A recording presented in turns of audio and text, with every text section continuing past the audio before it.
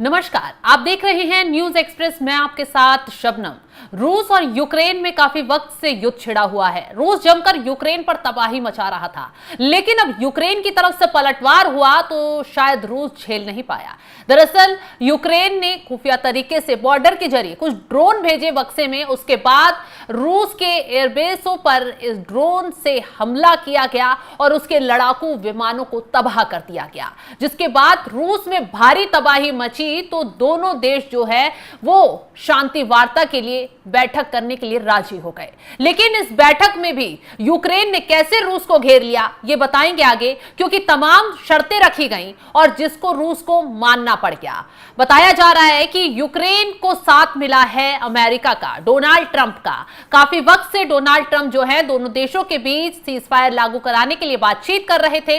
Putin से भी कई बार फोन पर बातचीत की गई, लेकिन पुतिन ने ट्रंप की बात को मानने से इनकार कर दिया। हालांकि जेलेंस्की ने भी ट्रंप से बातचीत की थी और कहा जा रहा है कि ट्रंप ने दोनों देशों को काफी समझाया और नतीजा निकला कुछ नहीं, जिसके बाद यूक्रेन ने आगे कदम बढ़ाया और बताया जा रहा है कि 1 साल की पूरी प्लानिंग के तहत यूक्रेन ने रूस पर यह ड्रोन हमला किया और यह सबसे बड़ा हमला बताया जा रहा है दोनों देशों के बीच जब से युद्ध छिड़ा हुआ है। यूक्रेन के हमले से रूस बिल्कुल हिलकर रह गया है। अब आपको यह बताते हैं कि शर्तें दोनों देशों के बीच क्या लागू की गई हैं, कैसे यूक्रेन ने रूस से अपनी शर्तों को मनवा लिया है, कैसे जो बातें कही गई यूक्रेन की तरफ से, उनका जो प्रतिनिधिमंडल शामिल हुआ था उसने कैसे रूस के प्रतिनिधिमंडल को बैठक में घेरा। बताया जा रहा है कि 2 घंटे तक बैठक चली और काफी सख्त तेवर दोनों तरफ से देखने के लिए मिले। चलिए ग्राफिक्स के जरिए पूरा बताते हैं कि क्या क्या शर्तें लागू की गई दोनों तरफ से और क्या आने वाले वक्त में दोनों देशों के बीच सीजफायर लागू हो जाएगा, युद्ध विराम हो जाएगा। अब ये आपको ग्राफिक्स के जरिए बताते हैं। तो बताया जा रहा है कि तभी पूरी तरह सीजफायर होगा जब यूक्रेन अपनी सेनाओं को उन 4 क्षेत्रों से वापस बुला लेगा जिन पर रूस का आंशिक नियंत्रण है। ये पहली शर्त लागू की गई है। दूसरा अहम फैसला यह है कि युद्ध के दौरान मारे गए 12,000 सैनिकों के शवों की अदला बदली की जाएगी, ताकि सैनिकों का सम्मानजनक अंतिम संस्कार उनके रीति रिवाज के अनुसार हो सके।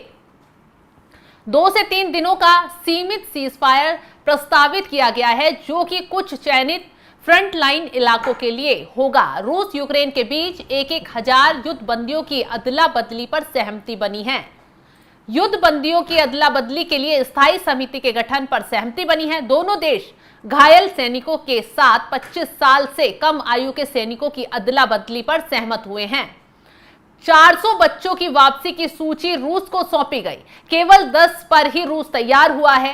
क्रेमलिन रूस और यूक्रेन के बीच सीधी शांति वार्ता करीब 2 घंटे तक चली है। तो 2 घंटे तक ये बातचीत चली है और ये शर्तें लागू की गई हैं। अब देखते हैं कि दोनों देश ये शर्तें मानते हैं या नहीं, क्योंकि कहा जा रहा है जिस तरीके से यूक्रेन ने रूस को चंद मिनटों में ही घुटनों पर ला दिया, उसके बाद रूस जो है कुछ ना कुछ तो प्लानिंग रच रहा है बदला लेने के लिए। पुतिन कहा जा रहा है कि इतनी आसानी से शांत बैठने वाले नहीं हैं, क्योंकि लगातार वो यूक्रेन को धमकियां दे रहे थे, लगातार जो है उस पर हमले बढ़ा रहे थे। अब जब वहां पर जो कैंप लगे हुए हैं जहां लोग खाना खाने के लिए, खाना लेने के लिए इकट्ठे हो रहे थे, वहां पर भी गोलीबारी की गई, वहां पर बम बारूद फेंके गए। मतलब यूक्रेन बार बार रोकने की कोशिश करता रहा रूस को, लेकिन रूस रुकने का नाम नहीं ले रहा था।